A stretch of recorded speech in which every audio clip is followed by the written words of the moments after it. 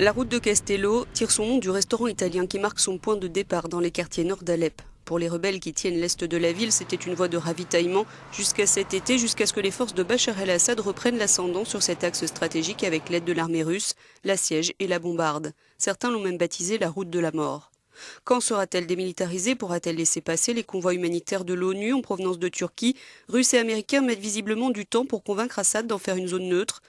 Et pourtant, après 2 mois de siège, près de 250 000 personnes s'impatientent. Certains manifestent comme la semaine dernière avant la trêve dans le quartier d'Al-Edeira. Nous avons besoin d'une route sécurisée pour pouvoir évacuer nos blessés, car les bombardements ici sont très intenses. Tous nos blessés qui ont un bras cassé ou une jambe en moins ne pourront pas se faire soigner.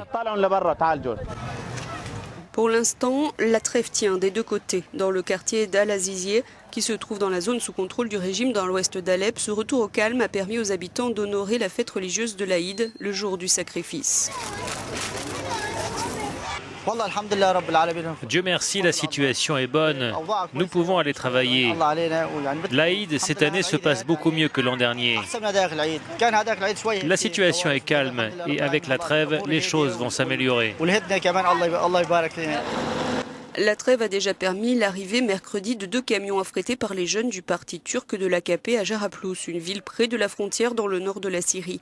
2 camions remplis de nourriture, 25 tonnes de riz, de farine, de pâtes et des centaines de jouets. Cette ville tenue par Daesh pendant 2 ans a été libérée fin août par les rebelles avec l'aide d'Ankara, mais les stigmates laissés par les djihadistes sont encore visibles. Dans le reste de la Syrie, 19 villes sont encore privées d'aide humanitaire, selon l'ONU, soit quelques 600 000 personnes qui sont en manque de nourriture et de médicaments.